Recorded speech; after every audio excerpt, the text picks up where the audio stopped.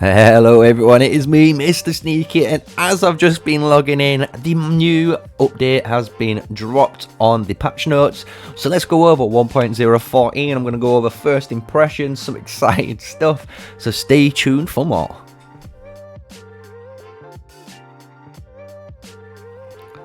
Hello everyone, yes, so it is me, MrSneakyy today, and we are going over patch 1.014. It's a brand new patch coming on currently the 3rd of March. It's 2 days away, which is very exciting to see. I'm going to go over quickly what the blurb says, because there's a little hint in there, which also I want to go over when we go down into some of these topics.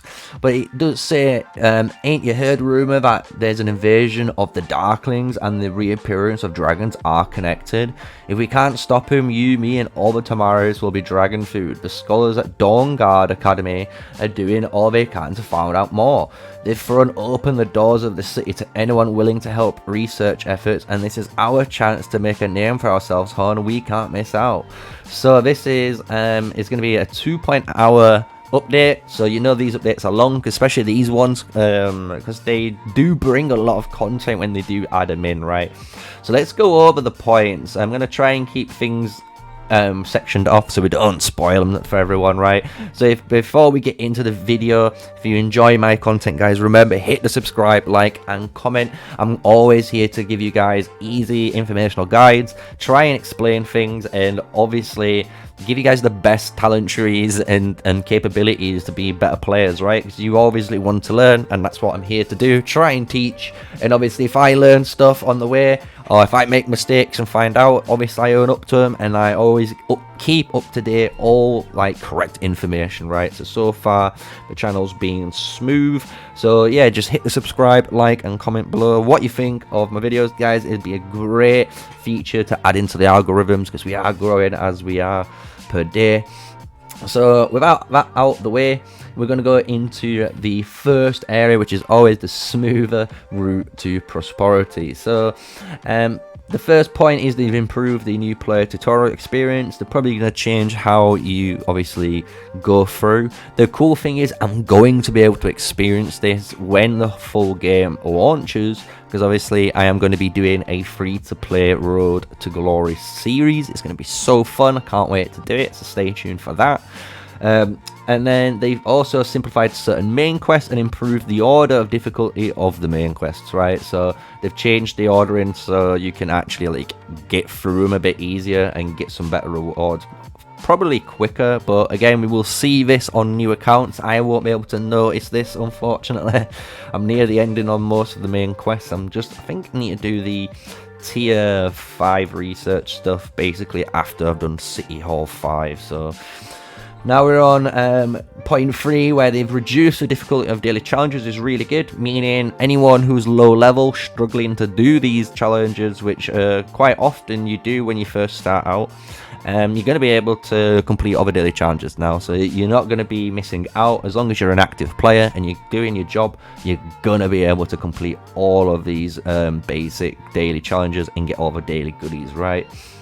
They've adjusted the policies, and this is a very interesting one. And point 4 and 5 and 6 are very, very interesting points. Basically, they all kind of tie in together. These are all gameplay actual changes that are going to affect the game. So 4, they're adjusting policies. So all the talents currently that increase damage dealt by certain units have been replaced with policies that increase gathering or production. So I wonder what this is going to entail now, because obviously at the moment a lot of players like myself, I'm playing like an archer main. So in the policies I've gone for a lot of ranged DPS, right? So if that's going to turn into one or the other, it's going to be really awkward. So I wonder how they're going to do this for people such as like myself that are in a season that's been already, like, you know, going through their policies, as you can see. They've also improved the artifact ascension screen, which is great, because a lot of people were complaining that didn't understand how the ascension screen works and how to like upgrade your actual star levels and stuff. So they've made this a much easier area to understand. I'm going to go over obviously in a separate video. And then they've added a certain unlock condition for certain buildings, so like the Augur Stone. So already I think you have to be a certain level to unlock the Auger Stone and place it down. So now they're adding certain buildings you need to place to put it down. I'm guessing this is to stop farm accounts possibly from just claiming free rewards all the time, and I just don't know why they've got this in. It's just a weird point. Someone might know, so comment below if you know, right? So that's the point one, and number two is the big boys. So they're basically going over combat experience. Everything they're doing to like changes that actually affect PvP gameplay here is obviously going to be right here. So the first thing is they've increased the playability, they say, and slightly expanded the skill range of the following artifacts: Phoenix Eye, Tear of Albon, and Breath of Yargantis. So we'll have to see what that means when we check it down below. But the cool thing is for some reason they've done a buff to 3 heroes, as you can see. So Husk, Madeline, and Indis that have all have a capacity bonus. So as you can see, everyone has like a 10k, 10k, and 5000k for Indis when you have the troop capacity on it. Now they've gained an extra 5,000 across, and then Indis gains a 2,500 instead.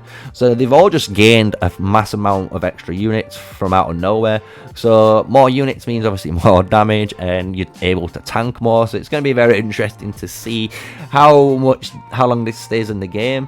But the Madeline one's obviously a really good thing for infantry players, because that's like one thing infantry need. I think infantry should have capabilities to have more units compared to other areas, right? Because if they have more units, you're able to tank more, and that's actually one thing you need to be able to do, right?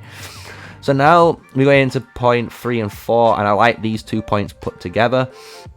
They've reduced the difficulty of certain behemoth raids, excluding elite raids, right? So when you first kill a raid for the very first time, these are your giant bear, giant, your thunder rock, hydra, necro, magma, and flame dragon, right? Any of these, behemoths in the game, when you first kill them for the very first time, they've reduced the difficulty a little bit, maybe just to make it a bit easier for first time players to obviously understand what's going on when they're playing.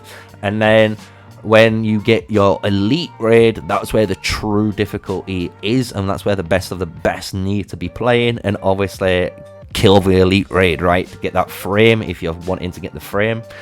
So now in number 4, which is really cool, they've added first victory rewards for killing darklings of that creature. So every time you kill a darkling at the minute, so if you wanted on a season reset, you can see level 10s and stuff, you always need to kill a level 1, and a 2, and a 3, 4, 5, 6, and you always have to work up all the way to the highest level of patrol, and that's how you maintain a really high XP. When you've got like your level 17s and 18s spawning, you're getting like 6k XP. It's really good when you get around that area for patrols.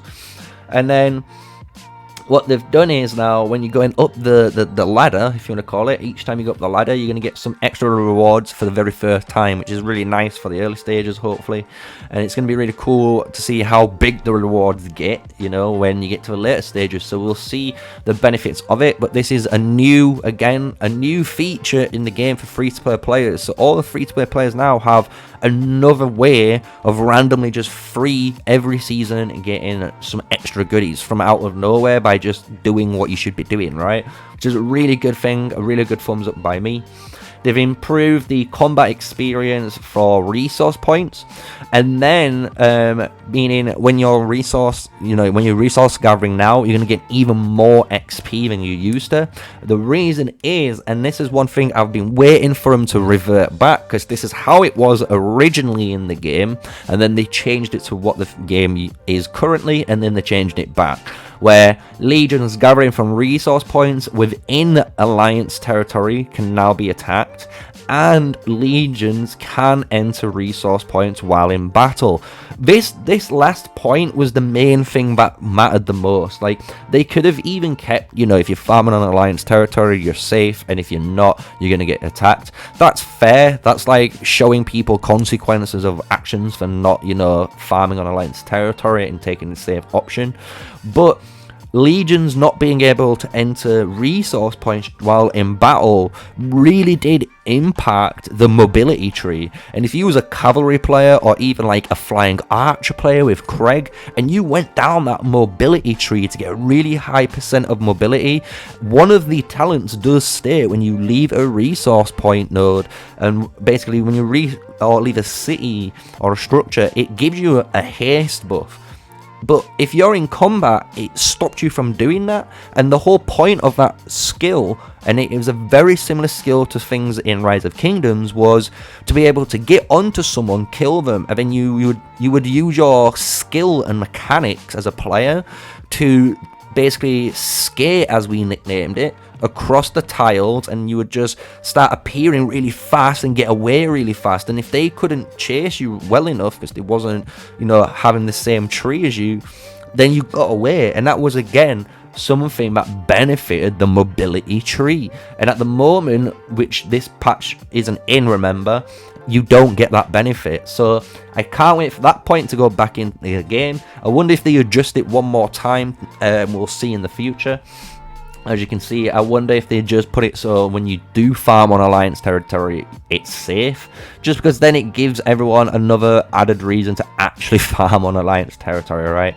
So, they've improved, as you see, the Legion capacity bonus gained from leveling up heroes and enacting policies now. And your Legion capacity will also be increased once your City Hall reaches a certain level. This is already part of the game again. I don't know why they've kind of put it here. So when you look, if I just escape out of here and we go into the city right now and we hit the City Hall and the I button, obviously it brings it up. You press I again, you can see here it shows you your Legion capacity. So you can see as you level up, you get Legion capacity anywhere, right? So I wonder if it means they're increasing the amount you get, or is it going to be like at level 20 it's 10k, and then at level 24 it's 12k, so no matter what, you know, level you are between this bracket, you're always having 10,000 something. I don't know, we'll soon see when it gets implemented into the game. So it's kind of like, I wouldn't say an interesting point, but a really weird point to add in. So again, we'll see that when it comes in. And then they've improved artifact skill casting, which is really good. So the camera now moves more smoothly when you cast the skill. So I know a lot of people notice, you know, if your camera's like positioned a little bit further away and you hit your artifact skill, it just like instantly gets there and it just checks right there, and it's like very sudden movement. So hopefully they just smoothed out at the speed where you get to your, you know, your unit, as well as keeping it relatively as fast, right? You need it as fast as still, but you just need it nice and smooth. So if you enjoyed the video so far, guys, before we carry on, you know, hit the subscribe button, smash the like and comment below. Remember, I do have a Discord channel that will be in the description below. I am having days off, so I'm able to keep updating the guides now on the Discord channel. So if you're looking for certain guides for different talents, especially for like archer players, like, you know, come and join the Discord channel. There's a lot of people in there. Like, we have other content creators in there as well who want to chat to you. So if you're always looking for anything, any info, you know, even if you have a talent build you want to upload, we have an area for that, for you guys, the community, to share your builds, right? And we can test them, right? So it's a really good community area to go to. And since we're talking about the community, we're going to go between, you know, points 3 and 4, which is to do with the alliance system and events, which is really cool. So point 3 is they've removed the union feature, and all unions between alliances will be automatically dissolved. This is a very interesting move in the game. The cool thing with unions, I did enjoy how they work, because it literally does strategically show you when you ally to an alliance, and having those allies physically being able to be represented and not being able to be targeted because they blue and they're classed as friendlies, is similar to like being in a KVK. It's an amazing feature. So I hope if anyone's listening from the dev team, you bring unions back, unless they are planning some sort of KVK system where unions are part of the KVK or the alliance versus alliance war system, or their future, you know, vision of the game. Maybe it's part of that instead. But it's going to be a really interesting thing to do. They've added now levels of blessings to chests of parts of the Alliance gifts. This is already in the game for like Rise of Kingdoms. What this basically means is your Alliance chest, so if you just come out, because this is going to be a nice easy point to cover for everyone. When you press your Alliance key and you go into your gifts, this chest here is what it's talking about. So currently, no matter what, every time you hit your 2.5 mil gap from killing all your forts, as well as anyone who does do a little bit of spending, anyone who contributes, it goes all the way around, and then you get some nice little goodies, right? You get some decent resource, like 500k bundles, and you get quite amount of like arrows as well, or even rally books. You can get an abundance of different stuff, right, every time you get it. So what they're doing now in the patch is actually increasing it, so every time you're able to, you know, get a tick, it's going to increase the level of it, and increasing the level means it might take a little bit more XP to level up next time, but the rewards are greater, and the more greater they are, obviously, the better you're going to feel when you get them. So it's already in the game, like in Rise of Kingdoms, the way it kind of works, and it's a weird thing that I must say, for free-to-play players, it's not too friendly for them, unless they're able to be obviously a competitive player, right? I do talk about in the podcast many times and in a lot of videos, as you know, if you're a good player mechanically as a free-to-play player, you're able to deal damage in raids, and you're able to open field actually very efficiently. You'll be able to participate in a top alliance in the game, you know, in a top 1, 2 or 3 alliance.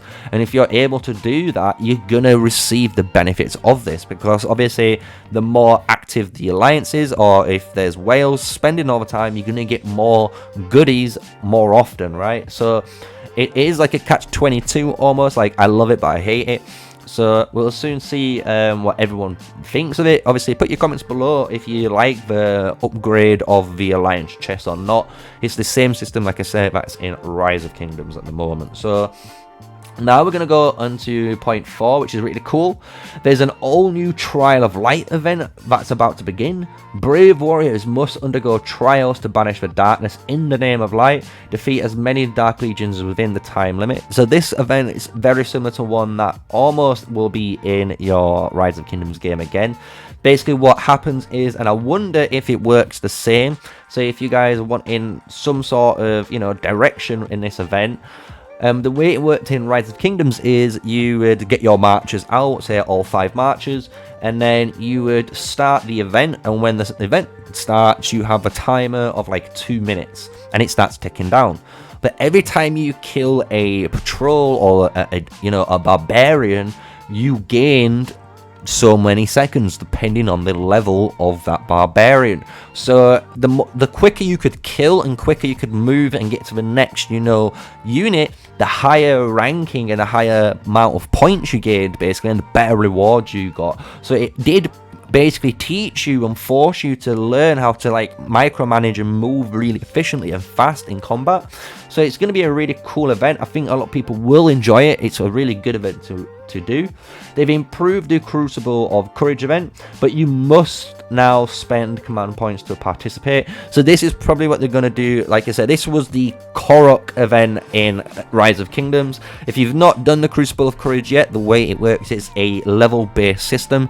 Every level you summon a unit, or maybe 2 or maybe 3 units directly out of your city, and you must defeat that wave. And if you defeat it, it goes up, and then you keep going, right? Before, it didn't cost CP, it was really friendly to do, so you had no excuses on killing it. But it meant you could abuse basically spamming loads of marchers out and tanking forever. So I'm guessing it's to stop people from doing that. As well, because they've put probably better rewards, so I'm guessing they're going to put legendary summoning crystals, similar to like how Korok event has the legendary summoning heads for Rise of Kingdoms. It makes sense. You spend your resource of your CP during the event, you get some amazing rewards for the difficulties that you increase in. So I'm very looking forward to this change and this basically events added to the game. So if you're looking for more events, they are adding them, guys. They are getting there. We are getting them slowly, but we are getting them. Remember, it is the beta. Now, this is insane here. We have a more accessible map. So 0.5.1 is the one that has everyone's jaws dropping when you read it. The mist surrounding Serenity Bay now in Kaltia has lifted, revealing the glorious city of Dawnguard. The human capital is now yours to explore. And then it says, when the Orgstone chapter Lightbearer ends, the mist will no longer be dispelled across all of Tamaris. Instead, it will only be dispelled in the Afrian region on the ocean. So this is a very interesting thing. They're basically progressing the story now. So if we zoom out, we are in Frosty here. Novula is the one region up here. This one is Darrowland, and I believe this one here is Kaltia, or it's this one. It's one of these eastern coast. You have Kaltia right here. So this is now opening up basically into this region that you can see on my top right. We're in the ocean almost, and we're gonna see a new region. So this must mean for everyone that's in our season and everyone that's looking at the game, this is how they're progressing the story and maybe progressing the raids. So we're in one region right now, and we've obviously conquered the region. We're doing great, and maybe certain alliances that have the flame dragon, they progress forward into the next region, which is the Dawnguard, right? And now, since there's multiple alliances that move forward that are all flame dragon, holders, they're basically, I wouldn't say the same power level, but they're at the same skill level potentially. They're able to now go into a new region with new raids. And, these are going to be more difficult. There might be more dragons. There could be anything in here, right? It's down to the devs on what they do. But the cool thing is, it means then anyone who didn't progress through, obviously next season, they're in the same server with one or less alliance. And that alliance might have been obviously like dictating stuff, or they might have been, not a nice alliance. So it means then the server itself continuously wants to grow, right? It continuously wants people to join it, because if people keep joining it, you're going to be able to join an alliance inside that cluster. And then if you're able to, over time power up that alliance, and then you're at a position where you can, on a season reset, go and start in a region, conquer your way through, get the flame dragon, and then almost promote into the next area. It's a really cool concept. It's almost like playing like a football league, or maybe like a soccer league, basketball with your different divisions.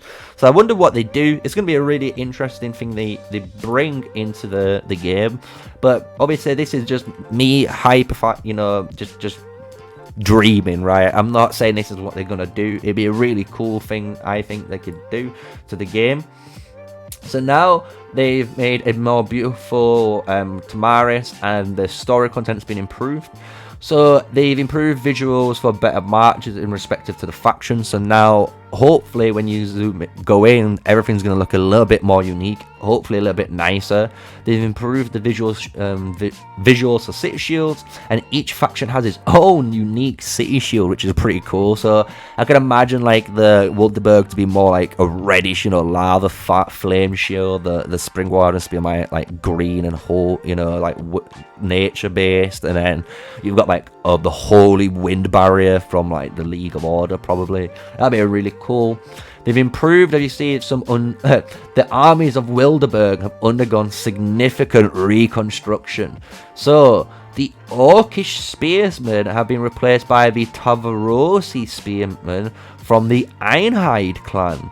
Their attributes will remain the same, meaning in the story now, what maybe is happening, when you do look at the units, you have the Orc spearmen, right? Now, the Ironhide clan, I believe, is Hosk's clan, right? This is where Hosk has come from. And we don't have any Tauren, units in the game at the moment. So this is their way of putting Taurens in the game, right? As a unit. So they're going to be the Spearman unit. So I can't wait to see how beautiful those guys looking. As any Wildhide, Wilderberg players in there. And then they've increased the story, and I'm not gonna lie guys, the story is actually really good when you listen to it, especially when you get past adventure 1. Adventure 2 and 3, when it starts going forward, is gonna be amazing. And 4, like when you start seeing like some of name drops, I don't want to spoil it, but there's name drops and stuff, like you kind of start thinking, oh, these are gonna be future heroes and stuff. They've added, as you can see, voice acting now for Fear, Garwood, Nika, Vale, and Kanara, Alistair, and Pan. So a majority of now, I believe, every hero in the game should have voice acting, which is great, so you can hear them speak properly. They've added the exploration rewards for tales, unlocking creatures, anecdotes, and letters will be all rewarded with gems. This is insane, because the thing is, I've been a scout person, right? And I've done almost all of these, so if I'm gonna get a bunch of free gems right now for doing all of this, I'm gonna feel great. And as a free-to-play player, this is another way you can get free gems now and free stuff by just being active in the game. They've improved the Explore tab and the Narrative tab, so you can now, you know, easily see the mist progress and exploration progress, which is really good. And then the last bit of the improvements is basically quality of life in general changes. So they've added new languages for Russia, Thai, Vietnamese, Arabic, and simplified traditional Chinese. So hopefully the translator can, you know, do a good job at translating. Plus, if you are native to one of these languages, you can now set the game in that language. They've improved battle reports and information regarding Darkling Fort and Alliance tech in the mail screen, which is really good. And mail with similar content will be grouped together for clarity, which is really good. This is one thing I was going to suggest, and they've already done. So basically now when you go into, say, like reports, instead of being all victory here and stuff, you're going to have like barbarian patrols, you have your gathering report and like other reports. So it's all grouped up, which is really nice to see. And then when we go all the way back down, we come down back to where we were. They've also combined, let's see, the battle reports for legions for fight. Multiple battles during a single deployment will be combined together, which is basically what we keep trying to suggest to players, and good players in PvP understand this. If you're able to continually fight, you don't waste stamina. The stamina basically resets when you leave battle, right? So that's the main key here, and this is showing you how you can showcase that through the battle report now, and it shows you the merits gained and wounded from the dead units, which is really cool. They've adjusted Dark Chest. Dark Chest now have 3 levels, common, elite, and superior. Artifact luck points have been introduced. Artifact luck points, this is really good, actually. I'm glad they've done this, because the amount of times, and I know players feel this frustration, the amount of times you open chests and you keep getting green, green, green, green, blue, green, green, green, green, blue, green, blue. It's so insane how many, man. And then you get your legendary, and it's always like Lucia's Horn, Ancient Tree Roots. And if that's the only pool, fair enough. If they're the only 2 ones, you can, but I believe you can get more, right? But now you have an actual way where you can track how unlucky you've been. So after so many attempts, you're going to get a guaranteed legendary, which is good now. It's actually fair, and you're going to see a consistency basically in your artifact pool. They've added unit tabs allowing you to see classifications of tributes of units, which is really good. And they've added buttons on hero screens allowing you to replay the animation you see when you first receive a hero. I am so happy they've done this so much. Like, for me, as a content creator, I'm going to be able to do them nasty intros. You know you want those builds. You know you want them in talent page, you know, guides. And now I can put some amazing, nice little intro of the hero together with their, you know, first animation replay. That is such a good feature that they've added. You guys might not feel it, but for people like myself, and I know other content creators will probably be loving this. They've adjusted the size of building area when you increase your city. The town hall and citadel sizes has been reduced to a more appropriate size, okay? And they've improved the group chat management. You can now quit and delete group chat messages with a single tap, which is really cool. And then always, as they do, the amazing killer leaves that beautiful blurb right at the bottom, what I will leave on screen for you guys to read. But that is patch 1.014. There was a lot in that patch. As you can see, it's going to be an amazing patch. It comes out in 2 days, it says. Currently, this could obviously get updated once the video goes live, so just keep an eye out on your mail. This could get delayed by, you know, 12 hours or 24 hours. You know what they're like. They just put you an extra mail, but this is the first mail that just come through. As you can see, 34 minutes ago. I'm on the ball today, guys. So I hope you enjoyed the video. That is me, MrSneakyy. If you want to talk about any of the points, put a comment below. I'll be there to reply, and I know other people in the community will reply as well and discuss with you.